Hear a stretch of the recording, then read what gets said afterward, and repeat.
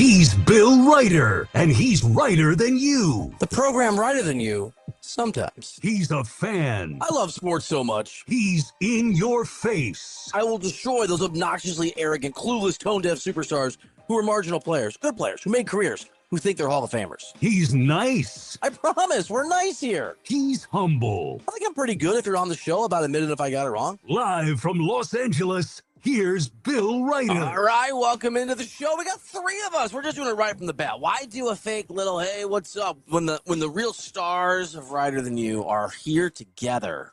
Stuart, TGS, Kovacs, and Tommy, Pretty Daddy, DeCelestino. What's up, boys? Happy Monday. Happy Monday, Bill. What's going on there, Bill? Happy Monday. Hey, but well, happy Saturday to you. That was my old bit with Stu back in the day. When Stu had a weird schedule. What was it? Your Friday was your Monday or something? My Friday was Tuesday. I was off Wednesday and Thursday. Friday was your Monday. So I would say happy Friday to you. Yes. And the only time I got in trouble with Eric Spitz, our Boston program director, and he called me and he goes, "That joke's." I go, "It's hilarious." He goes, "It's not hilarious anymore. Stop doing it." And I'm like, "Okay." Thought he meant I couldn't be mean to you guys. He's like, "No, that's not what I'm saying. Just do it in a way that's funny." I'm like, "Oh, okay." So Tommy has a new schedule as a superstar at SiriusXM, and as someone who's actually employed, which sounds interesting. Happy Saturday, Al. Yeah, right. Saturday indeed. Wednesday through Sunday, so Mondays are Saturdays. Okay, we were just talking about this. So Tom is so Stu works part time at SNY, which those of you across America that don't know is what does SNY stand for? Sports New York. That's what it stands for. Sportsnet New York. Yeah. What would it be? SNNY? SNNY? I guess, but it's SNY. You're such a homer now. You're such a team player. So Stu's at SNY, and Tom is very mad that the miraculous accomplishment of Rory McIlroy, back-to-back Masters winner, fourth person in history to do that, the first since Tiger, what feels like a billion years ago, was not featured on SNY. SNY. Tom, why you all mad? Why is it got to be on SNY? Why can't people turn to CBS? Yeah, look, I mean, all I'm asking for is like a 10-second highlight, maybe a little, just a very quick voiceover. It's the biggest thing going in sports. It was a big deal, Stu. Why don't you march in there today? When are you working next? Later in the week, Thursday. Why don't you march in today anyway? Do you have a badge? Okay. Do you have a badge? I have a badge. I could walk in at any time if I wanted and to. Just raise hell. Just go into the control room as the new guy and just be like, "Look, losers, gotta talk off." Yeah, you're not the masters of sports, but oh no. We're off the rails. All right. So Rory had a remarkable. Was it day 2? I should know all this stuff. I didn't watch until Saturday. And then had a bit of a. He did, and then had a bit of a bumpy Saturday. What was he? One over on Saturday. Tommy, I was watching SNY. I know.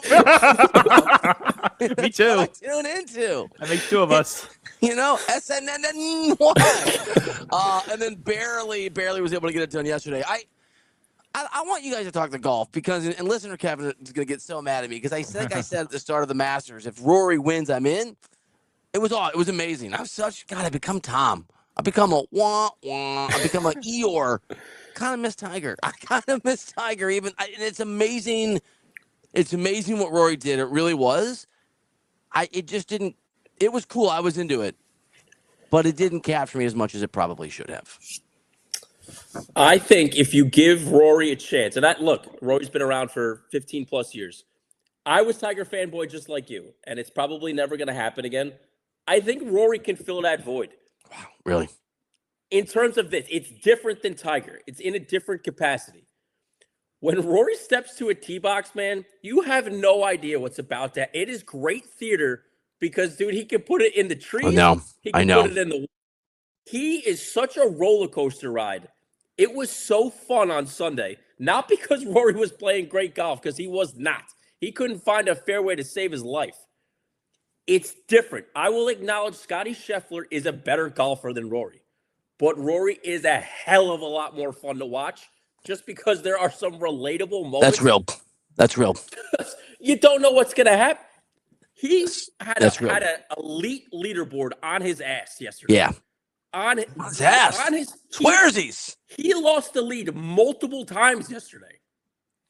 Like that. This is new Rory. Old Rory would have collapsed mentally long before the back nine. He was fantastic yesterday from the standpoint of just sticking with it. It was great theater yesterday. I mean, look, back to back. He already might be the best European golfer of all time. So he's got 6 majors, right? He's got 6. And if he's in the sort of Trevino, Faldo, Mickelson, I want to bring Mickelson up in a second, territory. If he gets one more, you're in Bobby Jones, Sam Snead, Arnold Palmer territory. If you get 2 more, I'm just talking majors of any kind, only Tom Watson has 8. Gary Player, Ben Hogan, Walter Hagen, Tiger, and this guy named Jack are ahead of Watson. So a couple things. And Stu, I'm curious, like what you thought when you were cutting the highlights for us, and why for the Masters, the biggest story in the world. Thing number one, to your exact point, Tom, Rory yesterday or over the 4 days was a weird combination of Tiger Light and Phil. Because I've watched Phil give these. I remember Phil giving away the U.S. Open, I think it was, where he had a huge lead and just double bogeyed 18. Phil Mickelson was the most talented choke artist to ever win 6 majors. And I'm not a big Phil guy, but I loved watching him play. But Phil, my heart was in my chest when I was watching him try to close out a major tournament. Tiger obviously was basically this level of talent you've never seen. Rory is both of those, depending on the day and depending on the hole. And I do wonder if maybe part of the reason he held on, Stewie, is because having won last year, it just felt like it was this huge weight off of his shoulders. Right. And this actually was house money, even if it would have been a major choke had he been 12 under and 6 strokes up earlier in the tournament after Friday and found a way to lose. I think the pressure wasn't the same because he won last year. Yeah, I'm sure getting the monkey off his back definitely helped because, and Tom kind of alluded to it.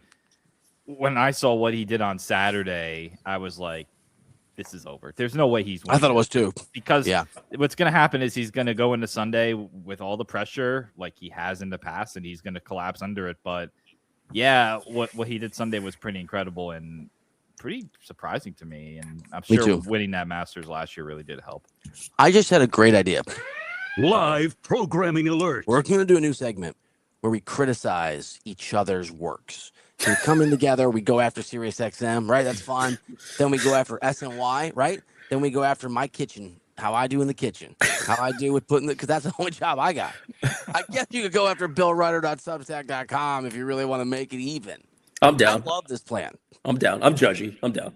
Yeah, you are. Yeah. And I just saw Eric Spitz, your boss, so I can, I can mine that for some information.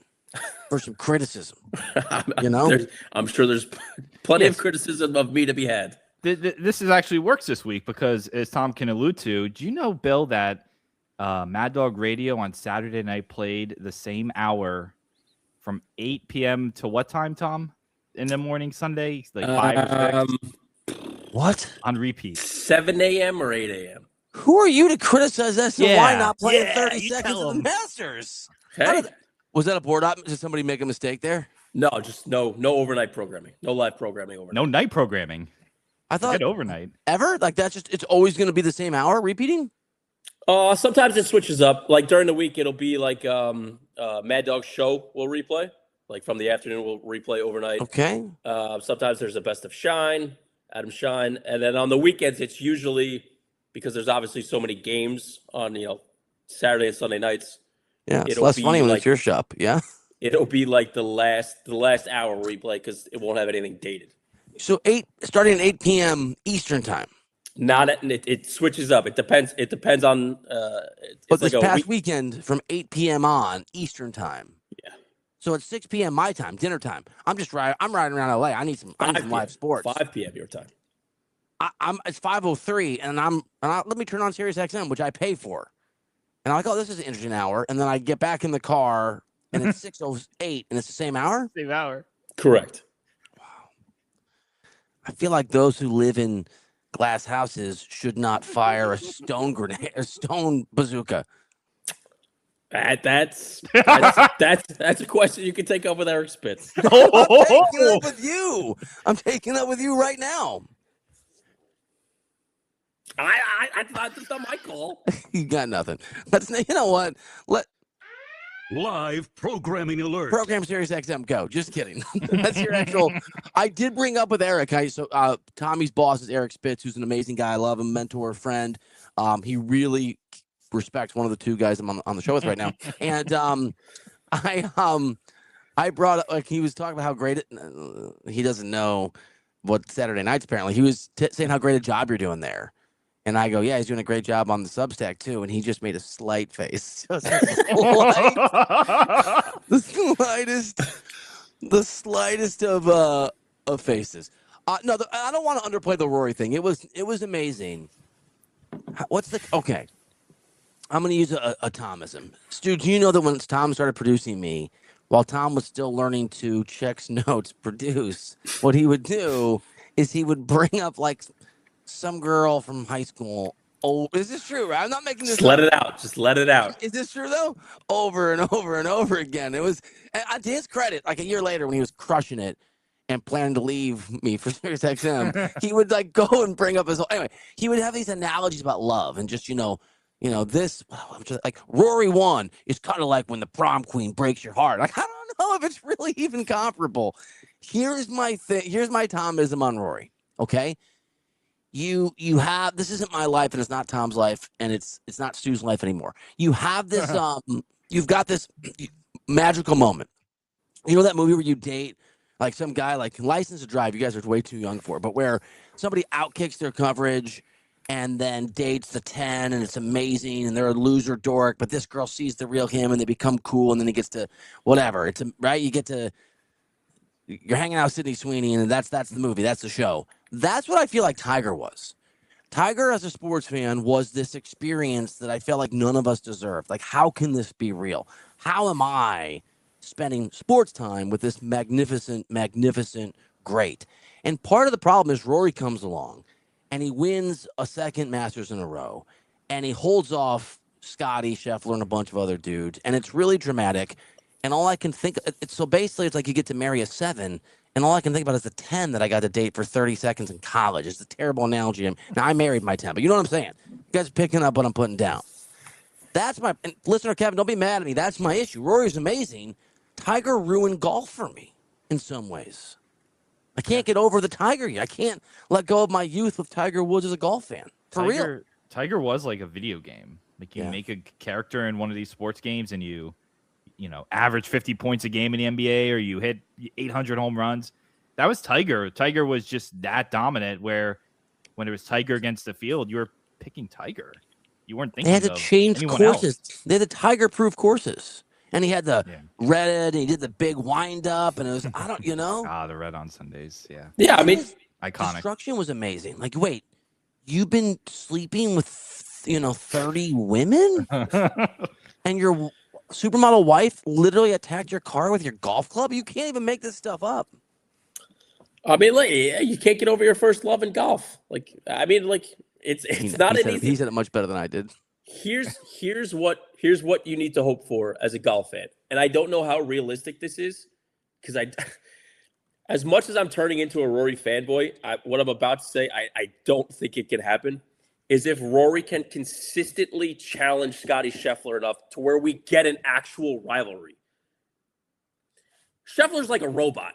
Dude's the best golfer on the planet. I mean, he came all the way back. He is a robot. Single stroke. Yep. But, like, dude is boring. Like, I'm sorry. It seems like a great guy. Seems like a good husband, a really good father. He just has I think a 12-day-old, a 13-day-old at home, new baby boy. He's boring. He's just boring. Rory's not boring. Rory's a great quote, and Rory is fun to watch on the golf course. Rory puts so much stock into the Masters. It's clearly the event that he focuses on the most. If he can challenge Scheffler at these other majors, at the Open, at the U.S. Open, at the PGA, which seemingly nobody cares about, that's where we can maybe get a rivalry. But even I question whether Rory's good enough to do that. Because that could get you back in. That could fill the void. Like, look, nothing's ever going to be Tiger. Nothing's ever going to be Tiger. I gotta let that go. That could be fun. McIlroy versus Scotty could be fun. I will say, by the way, Scotty's got 4. Rory's got 6. And so maybe that chase, if Rory can keep winning these things for a while. Last thought, then we'll get to Doc, I told you so, Rivers. I don't even want to talk about this. All these people hit me up on X and Twitter. And told you guys 3-4 years ago when he got hired, this was going to happen. The inevitability of Doc Rivers' failure. But before that, you were criticizing Stu's place of employment, SNNY, for not having the Masters. How did you guys tell the people about the Masters and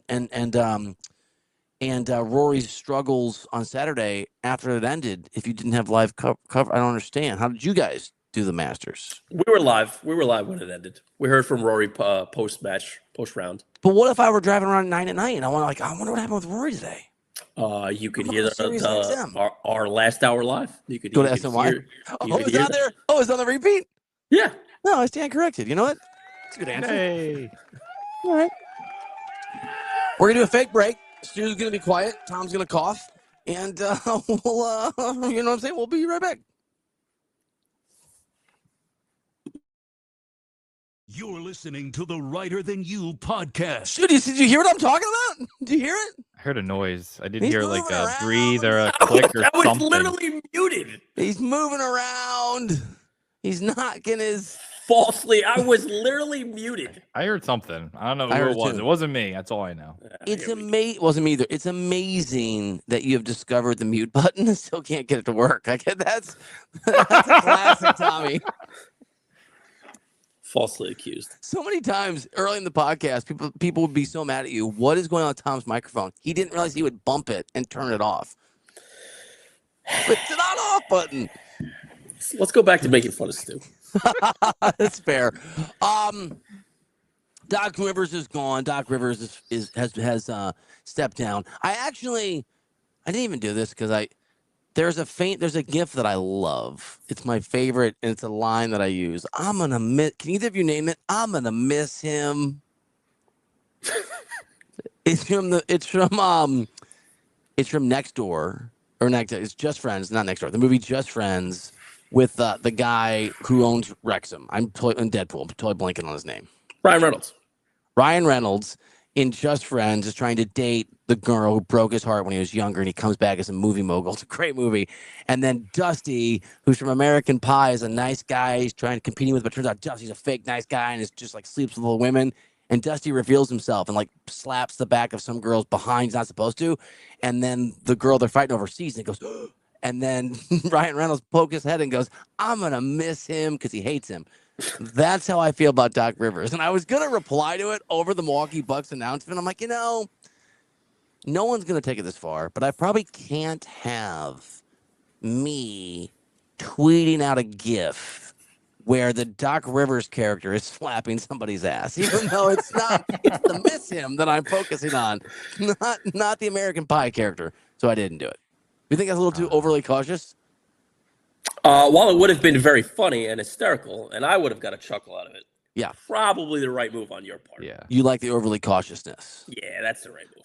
I'd ask Stu, but I've seen him out, at the bars, and so, two girls too. Doc Rivers is gone. I've talked about it a lot.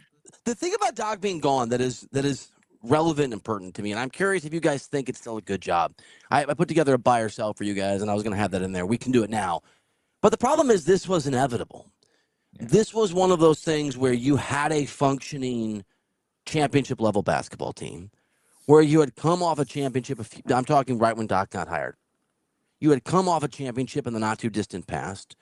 You still had a collection of really talented guys. Now, you made this sort of decision to move to swap out some of your pieces that helped you win the whole thing for Damian Lillard. We know how that ended up, but you were still in that phase. You had a young, unproven Adrian Griffin head coach who was not doing well defensively, but your offense was cooking. He was he was 30. Always get this wrong. 33-16, maybe one of the better teams in the Eastern Conference when Doc came in and his advice as an advisor was this guy go away and Doc get the job. And you fast forward several years later now, you have utterly destroyed your culture. Giannis Antetokounmpo hates the Milwaukee Bucks, clearly. He has a public feud with them over whether he plays. His exit interview, I don't know if you guys saw this yesterday, his scrum, his time with the media, about 10 or 11 minutes, was contentious, not toward the press, just toward the organization. And he said, I don't know if I'll even be back. The job I don't think is particularly good, but if it is good, the only thing that makes it good is that you have Giannis, who may not want to be there. Doc Rivers, I literally wrote this the day it came out. I got accused of being a hot take person by all the people that still work over at CBS Sports and by all the people in the league. Doc Rivers was always going to destroy this team. This is the most obvious. I mean, when I was writing columns, I got stuff right, I got stuff wrong. There were some things that were easy, right? One of them was Doc Rivers is going to be a problem. It is easy to forget because we have short attention spans in sports, and 2, 3, 4 years is a long time. I mean, since Doc Rivers got hired, the Thunder have become a force of nature. The Warriors have stopped being a force, right? The Suns, the team that the Bucks actually beat in an NBA championship, are a joke. Chris Paul couldn't find a job at the end. I mean, the world moves quickly in sports. It's easy to forget that Milwaukee was in a great position, and they were 33 and whatever it was, 16, whatever the record was, and now they're a joke. And all of this is self-inflicted. So they can hire the right coach. We can talk about if it's a good job.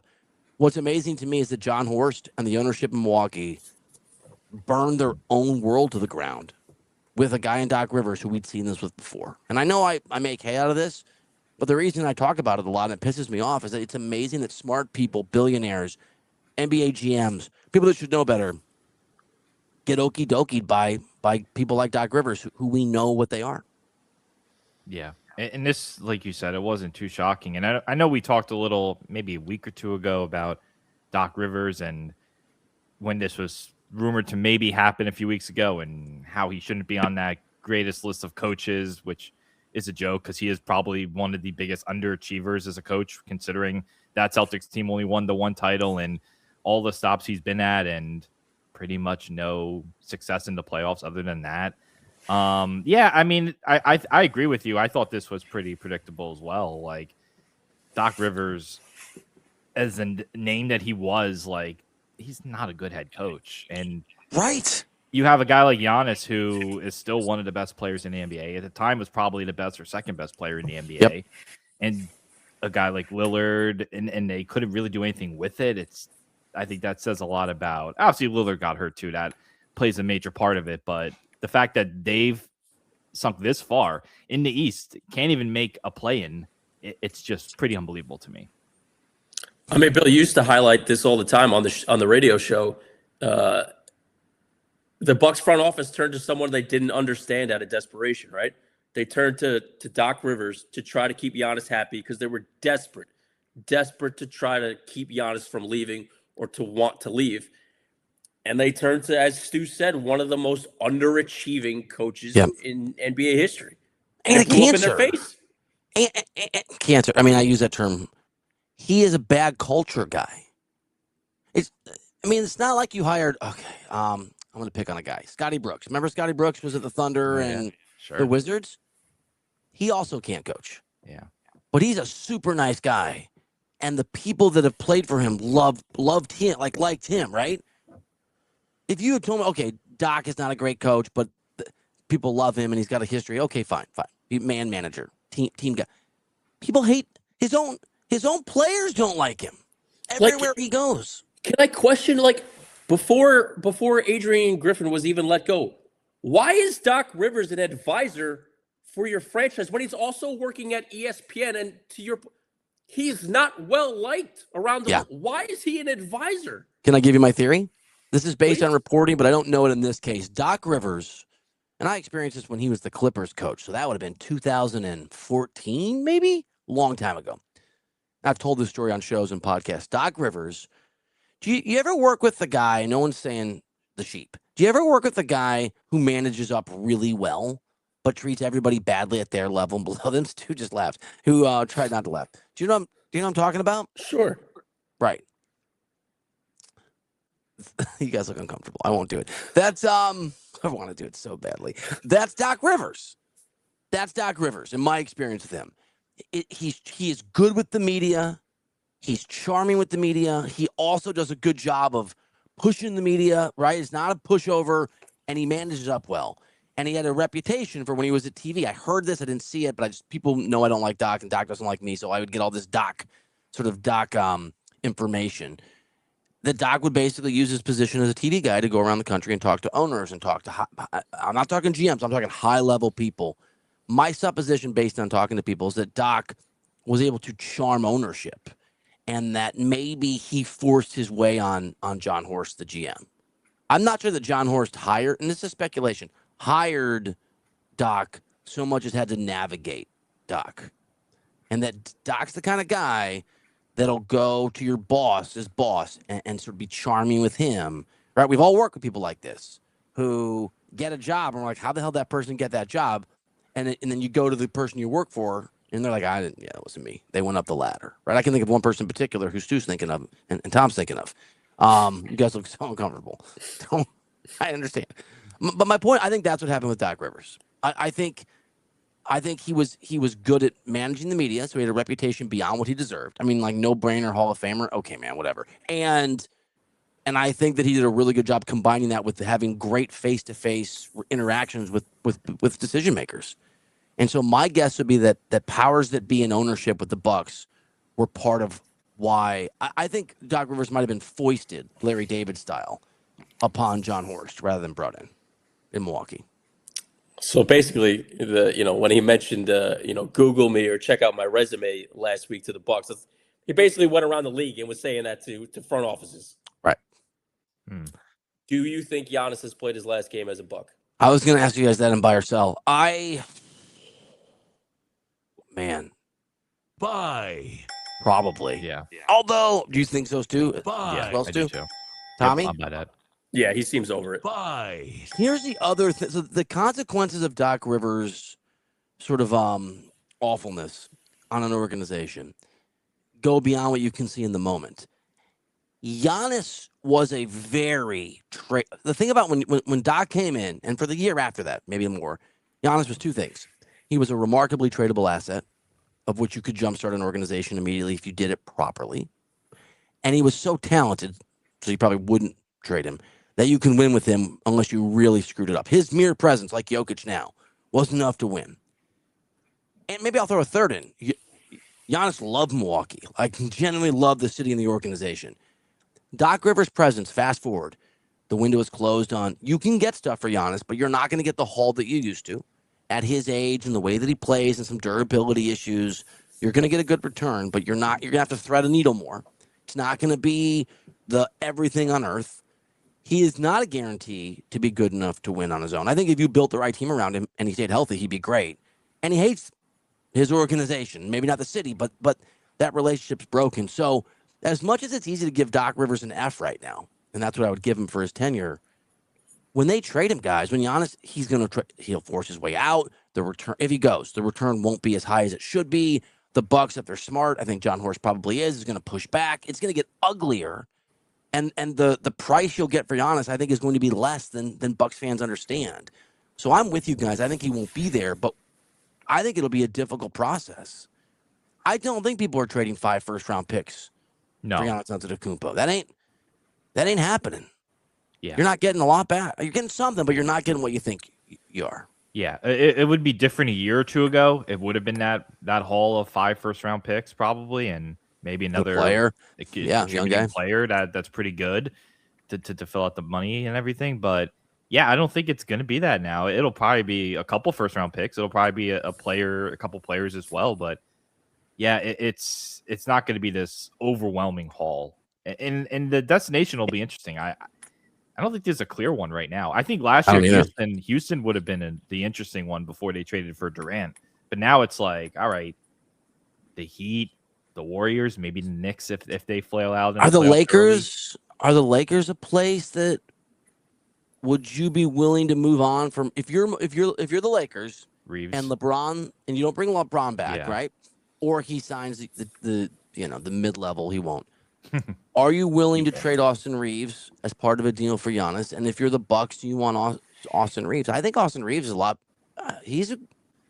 I'm in. Like I didn't. Yeah. I was a Reeves doubter. You watch a lot of Lakers games, Stu. Where do you come down on Austin Reeves in a vacuum? I like Reeves. I like Reeves as a player. I don't know if Reeves and Luka long term as the 1-2 on a team work together, especially if you're trying to win a championship. If you're trying to be a 3 seed in the West, like sure, they'll score a lot of points. They'll be fun together.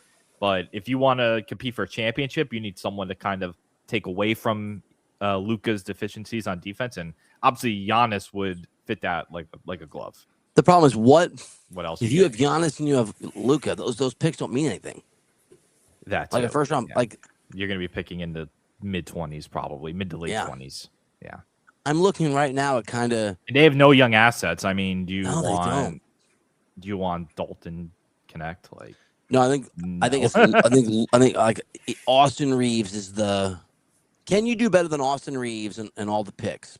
Probably. Austin Reeves feels pretty appealing though. Like that seems like a good starting point. Is it enough? It feels like just listening to you guys talk, it feels like the Lakers would have to get a third team involved. Somehow. Yeah, maybe that's. I'm looking now. If the Timberwolves play the Nuggets, if they lose to Denver, and they beat them a couple years ago in the playoffs, but if they lose to Denver and they're out in the first round, are the Timberwolves looking to do a rebuild or not a rebuild because you want Ant, but are you gonna do a recalibration? If you trade everybody not named Anthony Edwards, is that enough for Giannis? I don't know that it is. It feels like Reeves is still a better. I hate to use starting point because, like, I don't know. Maybe it's just me. Maybe I'm overvaluing Austin Reeves, but that feels like that would be a good get for the Bucks. Stu or Tom, would either of you trade Jason Tatum or Jaylen Brown for Giannis? No. I would have 2 years ago. Yes, definitely. That ship has sailed, right? Yeah. The Knicks aren't losing to the Hawks, but let's say that the Knicks lose to the Celtics. 4 or 5 to the Celtics in the second round. Yeah. I don't want I don't want Karl Anthony Towns on my team. So that's not. I'm not sure what you can offer if you're the Knicks. And they don't have a whole lot of draft capital to sell as well. Plus, it's like OG Anunoby or Mikal Bridges. Like, right? Yeah, that's not doing it for me either. I mean, the team that actually has the most to trade are the Thunder. And they don't need they don't need him. Yeah, you know, they somehow do still have all this stuff to trade. The Nets have the Nets have a ton of picks, and they have a ton of picks. But like, why would if you're Giannis, like when you get there, it's just going to be you. Yeah, that's Sean Marks' white whale. Yeah, you'd be in the same spot as you are in Milwaukee, basically, just in a, I guess, bigger market, right? You're in New York instead of Milwaukee. Like, what does that do for you? Memphis has a ton of picks. Also, I don't think he's got to want to go to Memphis. He's got to want to go to Charlotte. At least Brooklyn's New York City, right? At least if it appeals to him. If you're Milwaukee, do you want Ja at this point? No. I mean, do you want Ja and all the picks? Because you can get enough picks without Ja to rebuild. I mean, they have 14 picks over the next 10 years. It sounds weird to say, but I think the picks are more appealing than Ja. Isn't that? Yeah. Ja, the game's passed. I mean, the Spurs have a lot of. It's as you guys said. It's not an ideal situation. No. Stu, you looked really uncomfortable on the joke about the sheep. I was just making a joke about a farm animal. I'm sure that's what it was. What is wrong, sure. Stu? Oh, can I tell you guys a quick story? Here, let me write this down as a not really a break, but a time. Right. That's why you should listen to BillRider.substack.com. You don't get the why did I just listen to an underwear commercial before this random story? So I think I told you guys that we started my USTA team, did a USTA tennis coup, right? And I was on one team, and then we started a new rival team against this. Right. Okay. No, Stu, this news to you? You still focusing on the sheep? You okay? No, I was just looking at other Giannis if we missed any destinations. Hit me. I was no. It's pretty much all the teams we mentioned. It also mentions the Warriors. I think that's another one. Oh yeah, the Warriors are interesting. Clippers. I don't know. Yeah, I love Steph. Yeah. But, I mean, I'm not even sure what you can trade on the war. What are you moving on from? Yeah, it's That's interesting. Butler but again, Butler at this point is Yeah. not Jimmy Butler of a few years Yeah. ago. It's the same He's deal. You're still not a building a team problem, around him. Yeah. and he's not very durable or reliable. And he's not going to want to go to Milwaukee, I'm sure. Okay. All right, so Okay. I started this. Yes. I started this tennis team. Here's the quick version. I started a tennis team. I'm co-captain. I had to go to the match this weekend. It was at some random park. Never been a captain before. There's the other captain. His name's Bob. He was 104. There was much drama ensued. We won. People were screaming at each other. It was so much fun. There was like guys yelling at each other. Is this like Yeah. Gino versus Dawn Staley? With the other captain? Is this No? So here's the thing. There was another guy in a brimmed hat. Right? Show up. And there's like people from the other team there to root for their team. And there's, it's called the team's called Alta Vista. And the Alta Vista team has a guy in a brim sort of sun cap, right? Who doesn't understand the concept of personal bubble space. So he would talk to me and and I was there for 3 hours doing my captain duties. He's like, how's it going? Do you like tennis? As those of you watching can see what that is. At one point, and like there's 5 courts, and so I'm walking back and forth and I'm whatever. You get cheering, and when people are cheating, I'm, they're a cheater. I don't know what to tell you. Okay. The guy, I'm not, he said some weird stuff. I'm not making this up. At one point, the other team, our team, like hit a winner or something. The other team, one of the guys in the other team who didn't want to swear, goes, "Oh, shoot."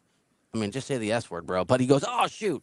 And Brimcap guy gets in my face, right? He goes, "Why do people say the word shoot? They want to shoot people with a gun? I don't want to shoot people." I'm like, okay, man. It turns out about 2 hours in, I find out he's not with the Alta Vista team. He's not with my team. He's a tennis drifter. He's just there. The tennis drifter is like, "You want to play some singles with me?" I'm like, "No, I'm good." "You want to hang out sometime?" "No, I don't. I live right 3 blocks from a park, and that park has tennis courts." Dude, I'm not kidding. I'm not making this up. I was stalked by the tennis drifter, and it was like for the last, I thought he was with the other team. Like, okay, he's a little weird and a little annoying, but because I was talking to some of the guys on their team, and I knew some of them from regional tournaments, and a couple guys I'd beaten. So like, "I remember you." Like, "Yeah, okay, man, I remember you too." And whatever. One guy brought his dog. We're bonding over his dog. "Do you like tennis balls?" It's so weird, dude. Why does this stuff always happen to me? The tennis drifter found me, man, and it was, yeah. You attract these people. I don't know what it is. I really don't know what it is about you, but this kind of stuff just seems to follow you. It was so. At one point, what did I say? I was something like, I was like, "Oh man, I think it's 6-6." He's like, "What'd you say?" I'm like, "I think the score is 6-6." 6 miles. I'm like, "No, the score of the match." But he's like right on my face. The tennis drifter. Wow. It was, yeah. That's a Bill Ryder special. Like It is. Happen. It definitely is. Happen to normal people. No. Yeah, another point, like the older captain, his guy and my guy were yelling at each other, but far away, like they're over the calls. My teammate was accusing the other guy of cheating and yelling at him, and my teammate's very calm, so it's kind of weird. And the older, the octogenarian captain's like, "It's the shadows. We can't tell with the shadows." And then he squinted and looked the wrong direction. I'm like, "I don't think it's the shadows, pal. That's Why not don't you mosey on there and hang out with tennis drifter?" He's a great guy. You should talk to him. He's the ask him what he thinks about the word shoot. You're gonna love it. Anyway, that was my Sunday. No, Saturday. I did that Saturday. Yeah. Dear. Yeah. LA I did don't two want to shoot plays. someone. Okay, bro. What? Doesn't need to be said out loud, No. We just went 0 to 100. Yeah. And he had the crazy eye, right? And just, yeah. "Do you want to play right now?" "No, I don't." "Are you sure?" "I'm pretty sure." "Okay." That was, yeah, all right. A little scary. All right, we're gonna do this again. Who's the culprit? Who do we think's making all the noise? I mute myself before the mic before we go to the break. Oh, Tommy. You know what that means, Tom, right? It's you. I already muted myself. You're just talking. Oh, you unmuted yourself. All right. Let's see if it's me. We'll be right back. I'm Tom. You're listening to Writer Than You. And you're mad at me. So if I did that to you, you'd be like, oh, the travesty. Oh, man, my marriage. I can't do anything right. Oh, I'm never been in my marriage again. Sounds about right. Yeah. All right. As long as we're on the same page, pal. You're listening to the Writer Than You podcast. Oh, the good old days. Yep. There was a stretch where we went through. I mean, like, if I could, like, Tom likes to be like only you at the tennis drifter, but I've told similar stories about Tom, the radio drifter. There, early on, when Tom was really mad at me, and I made him do rejoins, which is what you just heard for every episode, which, Tommy, in fairness, you didn't really want to do. I would know, like, 4 out of 5 days a week, the rejoin would just be me being mean to Tom with no context or humor. And Tom's like, Tom, I could understand Tom's emotional sort of space that day based on the, welcome back to Writer Than You. Tom, what are you doing? This is Writer Than You. I'm like, why is that a rejoin? Yeah, you want rejoins? I'll give you rejoins. Yeah, you really did. What the hell? Even Bogus, before he got kicked off the show, we were just like, he was like, whoa. We've never told that story. We've never done that deep dive. What's like Untold, which I watched the chess version. No, is it Untold? Yeah, I think Untold on Netflix. Untold. Bogusher than you. No? What, me kicking Bogus off, but then saying, well, I don't know. It's Bill Ryder's show. I don't know what to tell you. Oh, I didn't think you were going to ever. I was never going to. Wow. I mean, I was going to tease you about it. Wow, yeah. Well, yeah. If Andrew watches, which he doesn't, I would bet. He doesn't. I saw Bogus yesterday. Where? At the old Sirius XM? Yeah, our shifts matched up for like 2 or 3 hours. Wow. That's cool. Did you speak to him? Hello? Oh, your internet went away. Oh. Me? Yeah, I think so. Yeah. Did you speak to him? I did for a few minutes. He seems to be doing well. I'll say this, actually, and it's different for everybody, but when I kind of, had some free time, also known as lost my jobs, I lost weight. I spent more time with my kids. Like I slept for the first time in 15 years. I actually looked better, even if that's a little stressful in life. How's he look? Is he getting because he had a brutal schedule at the network? He's doing a lot of play-by-play. He was telling me he's doing some stuff for Army. I think he's doing some Army baseball up at West Point. So. Ooh. Man, thank God you don't make those programming decisions. Okay. Okay. No? You guys are jerks. What side will Bill take on the biggest issues in the world of sports? It's time for today's edition of Buy or Sell on Writer Than You. All right, I will start with you, Stuart. Buy or Okay. sell any of the NBA play-in teams, the Heat, Hornets, Trailblazers, Suns, Warriors, Magic, Sixers, or Clippers, will win a 7-game series this postseason.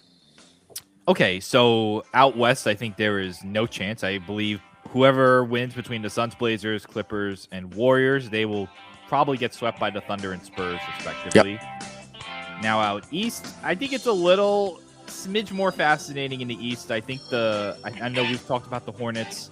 Yeah. They're kind of an exciting team. The Magic, I thought they were going to be a lot better going into the season. I thought they'd be a top 6 team, and they are not. So there's something there with those teams, but the Celtics look really good with Tatum back. They're not going to lose. Can someone knock off the Pistons? Hornets or the Heat have to beat each other, and then Hornets and the Heat, if they advance, have to win 2, but they would play the Pistons, not the Celtics. Yes. So I'm going to say no. I just don't see – I'm going to sell. I don't see the Pistons. I think the Pistons would be the most vulnerable of the 4 top 2 seeds, but I don't see it. Tom, would you like to buy or sell one of these teams? Will win the 7-game series. Yeah, I'll take the bait. I'll buy. I'm going to go all in on the Hornets. I agree with Stu from the standpoint the Pistons are the most vulnerable. I think the Hornets, the second half of the season, are one of the, 5 or 6 best teams in the NBA. And it sounds crazy, but I think Con Knippel's probably going to win Rookie of the Year. Yeah, I think he is.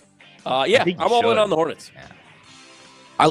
I love the courage of a champion.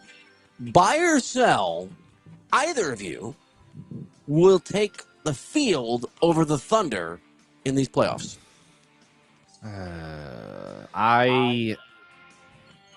I'll buy. I think the Spurs have a good chance to do something and make noise in that conference finals when those two meet. So I will buy that. I'll take the field. Okay. And then you still get, if you're wrong there, Look at the Celtics. the Celtics maybe? Maybe the Nuggets. Maybe I don't. Yeah, Right. but yeah, sure. I'll take the field. Okay. Tommy?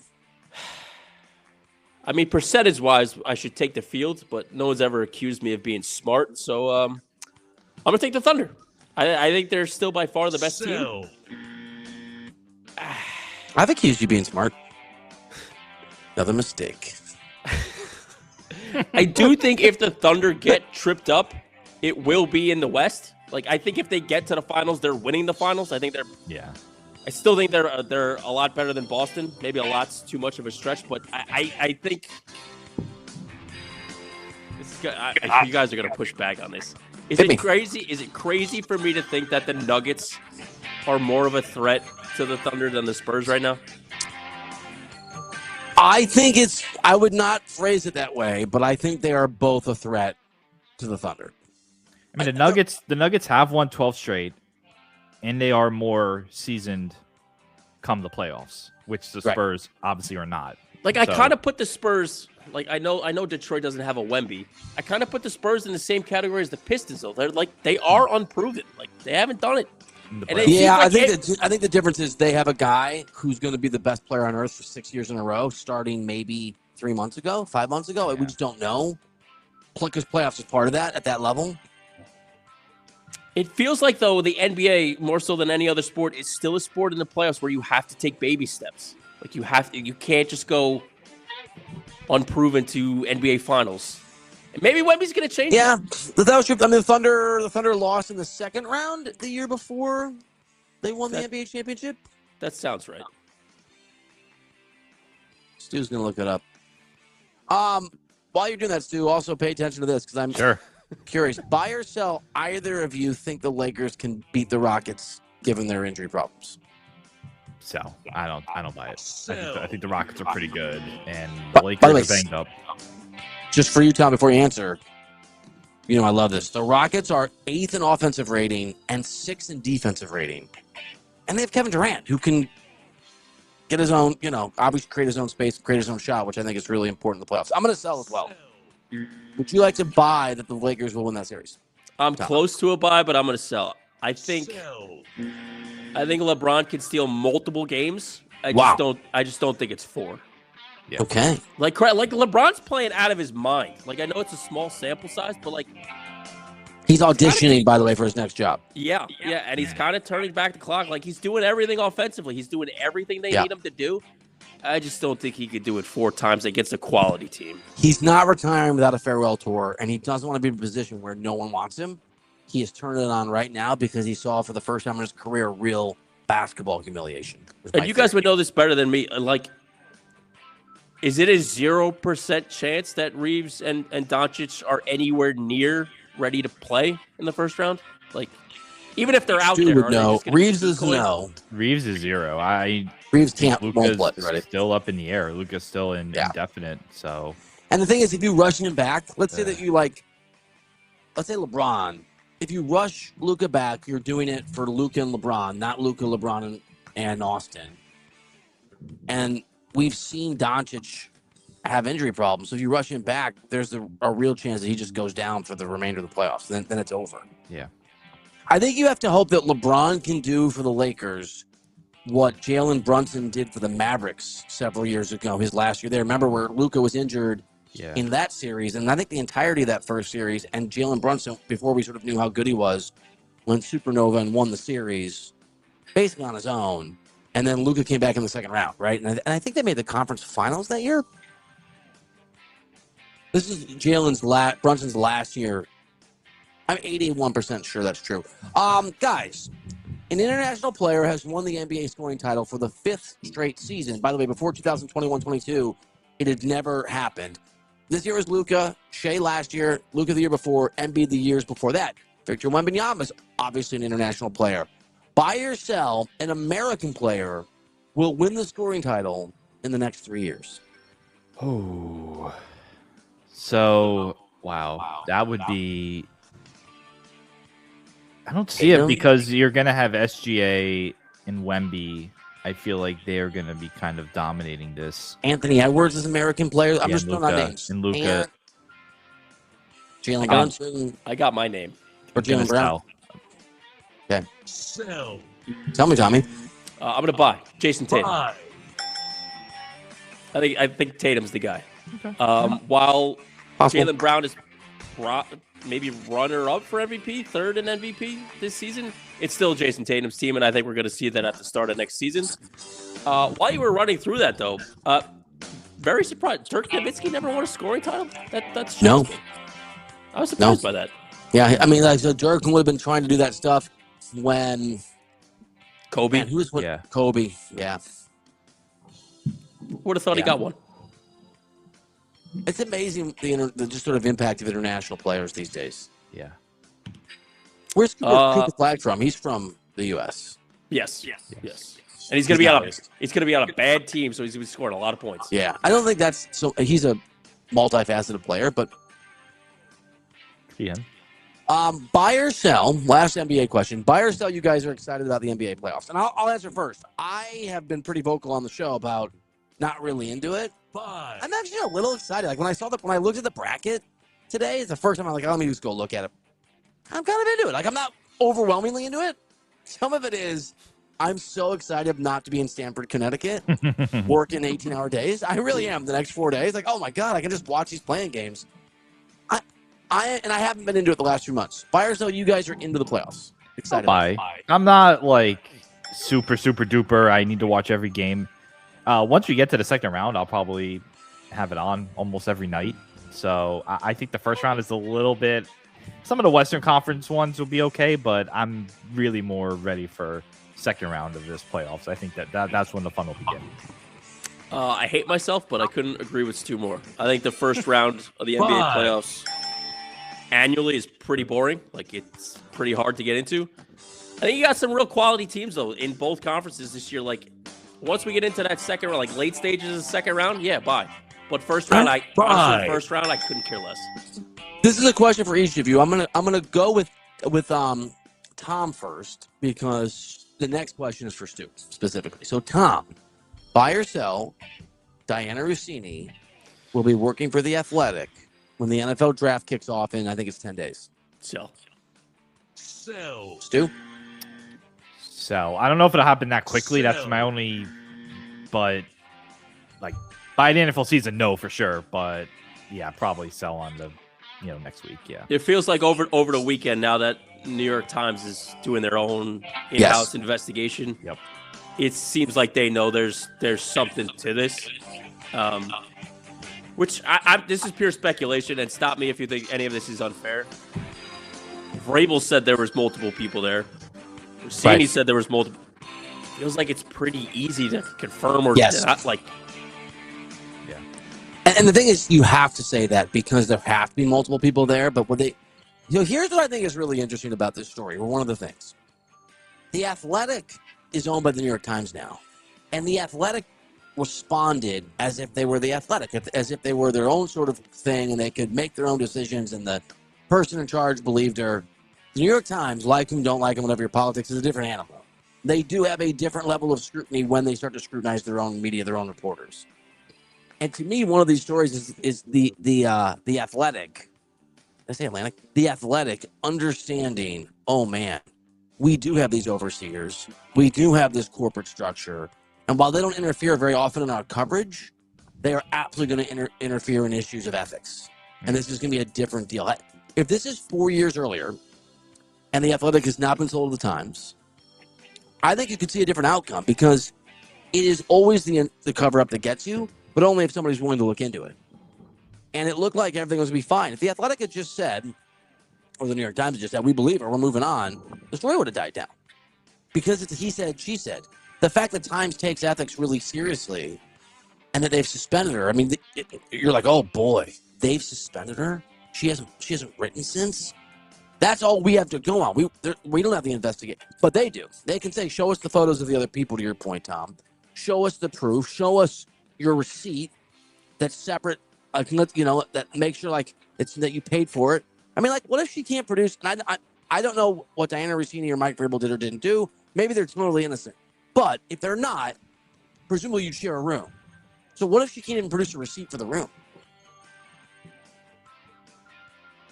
Yeah. Give us permission to call the hotel and ask them if you stayed in the room with someone. I mean, she can say, "How dare you, my privacy," but that can be so it's. Yeah. I also think it's interesting in that I think the Athletic, and I think maybe if the allegations are founded, Diana Rossini did not understand. You may work for the Athletic and not think the Times is that involved in your world. You just appear on their website sometimes.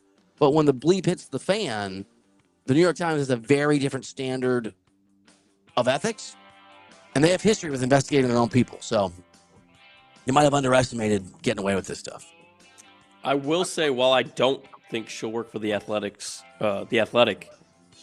I do think she'll work in media again. Like I do think outside of Outkick, I had the same thought, but like excluding Outkick, excluding, I'll say Fox. this: she's tight. She's tight with the Lebertard crew. And so what is that? Is that still Meadowlark, Stu? Still Meadowlark. And she's Yeah, tied with Stu Gatz, who works for, Fox Sports Radio now. What is going on? Has Lebatard weighed in on this? Do we know? Yes. I read a headline. I didn't watch the video, but I read that he was made uncomfortable by having to talk about it, but he prefaced it. He did say something, and he prefaced it by saying, "I'm probably going to get awkward here," and he got awkward because look, he's close friends with Diana. Right. The thing is, if this were a reporter having a relationship, if an NFL insider were accused of cheating on their spouse with a famous NBA coach who was married, TMZ would probably still report it. Page 6 might report it. It would be tawdry. I wouldn't care. This is ethically unacceptable. And people roll their eyes at that stuff, but right? I'm not talking about the ethics of marriage. I don't judge people's marriages. I don't know anything about Diana Rossini and her husband. I don't know anything about Mike Vrabel and his wife. I know what I think about marriage in my life, and that's it. That's right. Like I learned a long time ago, that's private, and I don't judge other people. I used to. For me, the unforgivable thing isn't the marriage police morality. It's the ethics of journalism, and she shouldn't work again. If she was having a sexual relationship with Mike Vrabel, she shouldn't work again. Period. I don't disagree. Bye. Stuart. Yes. Yeah. You may laugh at this. Okay. I have emotional sort of sadness by association. Buy or sell Tottenham relocated. He laughed. What a joke. I mean, it is interesting. I think a lot of people who are not Tottenham fans want to see this happen only because it's a big club. Based on your a-hole smile, I think you're one of them. Oh, yeah, I am one of them. Sorry, that was mean. Over the line, Ryder. Who do I think I am? Mike Vrabel? Don't play by the rules? So No. they are now fully in the relegation. By 2 points. Yeah, West Ham beat Wolves this weekend. They beat them on Friday. They hired Roberto De Zerbi to kind of keep them out of relegation, and anyone who knows De Zerbi from his time at Brighton, he's more of an Ange, like fast-paced, like not a lot of defending. It's not the guy you hire to keep yourself from getting relegated. Yeah. So I think the hire alone and the fact that they haven't won a single game this calendar year, we're already in the middle of April, I think it's going to happen. I think I'm going to buy that they are relegated, which is astounding considering I thought they would be one of the 5 or 6 best teams in England this past year. Sucker! Sadness. What do you think, Tom? Buy or sell? Summertime Stu, sadness? the last 90 seconds, you were speaking Chinese. Well, actually, Tom, I have a question associated with this. Oh, boy. Very similar to Stu's. Tom, buy or sell, you can explain generally the standings of the Premier League and what we're talking about. Sure. Yeah, buy. The standings Please do. Yeah. The good teams are doing well, the bad teams are doing poorly. Sucker! Soccer! Soccer time sadness. Any more? Do you know how one? I don't want to get first too or into the second? weeds for our listeners, but yeah. Well, if you get a win, what do you get if you get a win? What do you get if you get a loss? What do you get if you get a draw? Which is a tie. If you get a win, you get a pat on the back. Good job. Yeah. If you get a win, you get. I'm gonna take a shot in the dark here. You get 3 points. Tommy! Yeah. Welcome back. Oh, that's the wrong one. You did it, buddy. All right. Nice. Never been so proud of anybody in my entire life.